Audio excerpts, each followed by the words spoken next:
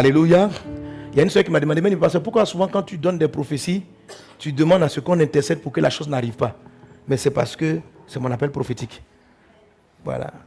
Il y a des prophètes, surtout c'est un groupe de nabis et puis des oracles. Mais dit, dans 4 jours, voilà ce qui arrive. L'intercesseur, il voit ce qui arrive, mais en même temps, il est triste. Si ce n'est pas bon, il a une grande compassion. Et il monte devant Dieu maintenant. Oh Père, est-ce qu'on peut éviter le drame? Est-ce qu'on peut éviter? Puis il plaide. Dieu dit on ne peut pas. Dieu dit maintenant, il va, voilà. Ça c'est le rôle que Jésus-Christ joue pour nous. Généralement, donc le don de l'intercesseur, il a d'abord tout ce qui peut être songe ou vision ou nabi, il a tout ça, mais combiné à une compassion très forte pour les hommes. Et un désir de voir tout le monde sauvé. Avoir le cœur de Dieu. Alléluia. Donc Abraham était comme ça. Dieu dit voilà, le peuple pécheur de Sodome et Gomorrhe, là, on va les détruire. Donc je te préviens, quand ça va les détruire. Abraham commence. Il dit non, d'accord, ouais. Mais, oh Dieu. Oui. Abraham savait qui était ce peuple. Il savait que c'était des gens qui violaient les gens. Il savait que c'était des hommes qui avaient même initié leurs enfants à l'homosexualité. Il savait leur degré de perversion. Mais il a demandé, Dieu, fais grâce. Fais grâce. Et c'est justement qu'ils connaissent tellement, tu augmentes ton niveau d'intercesseur, plus tu es intime à Dieu. Parce que plus tu es intime à une personne, plus tu la connais. Et tu sais ce qu'il faut pour la convaincre. Alléluia. Alléluia. Si un jour tu as décidé, ton enfant a fait quelque chose de grave et tu as prophétisé, quand je vais rentrer à la maison, là, je vais le frapper, il va comprendre. C'est une prophétie. La bêtise est grave, tu vois. En fonction du degré d'intimité avec toi, quelqu'un peut te faire arrêter. Quel que soit ce que tu as décidé. Donc, il y a des fois, Dieu est fâché. Dieu dit, ce peuple ne va plus exister. Ça seulement, je l'ai détruit. Tu vois, comme toi, il y a des jours, tu étais fâché comme ça. Tu dis, non.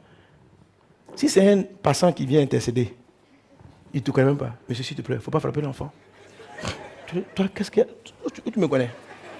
Tu quitte là. Tu sais ce que l'enfant a fait? On ne fait pas les choses comme ça, c'est grave. Tu vois, même quand tu as raison, il peut avoir maintenant, je ne sais pas quoi, ton ami, qui dans la vie même, je ne sais pas, voilà, ton ami. Tu vois. Par exemple, si tu es trop fâché avec ton enfant, et puis moi j'arrive à la maison. L'enfant a fait une grave bêtise, on va le frapper. Et puis, moi je viens te rendre visite à l'instant de l'enfant. Et puis je te dis, il faut laisser. Tu vas laisser, non? C'est ce qu'on appelle un intercesseur. Amen. Amen. C'est ce qu'on appelle. Ça dit que. Alléluia. Mais pourquoi tu vas laisser? À cause de la considération que tu as pour moi. Donc, l'intercession joue.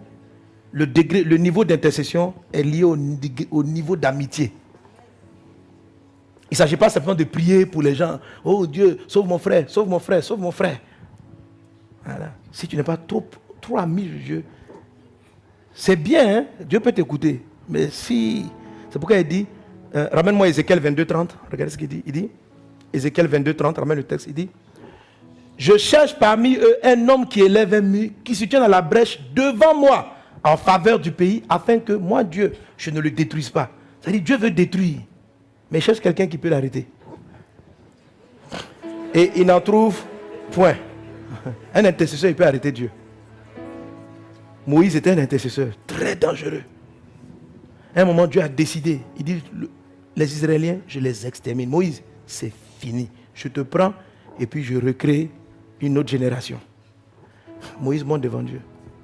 Il a plaidé. Dieu dit, c'est pas possible.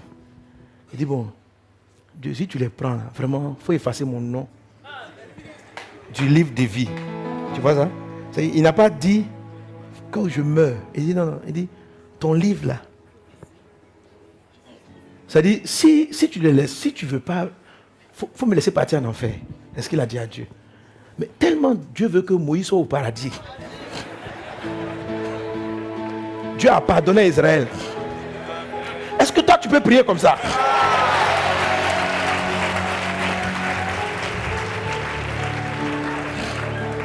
Amen. Si tu veux pas, si tu ne pardonnes pas à la Côte d'Ivoire, moi là, il faut m'enlever de ta liste du paradis. Et puis tu vas dire, ok, à cause de toi. Mais il y a beaucoup de gens, quand tu vas dire ça, tu vas dire, Il y a longtemps même, je te guettais pour voir.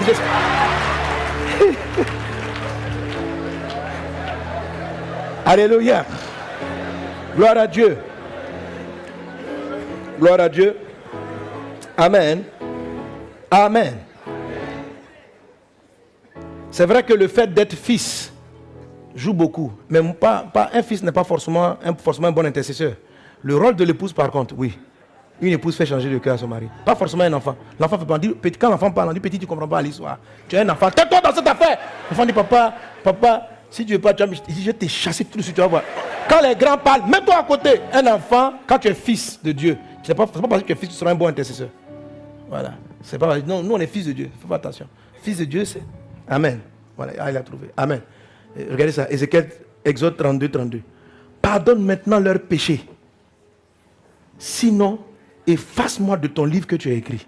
Ça, c'est la prière de Moïse.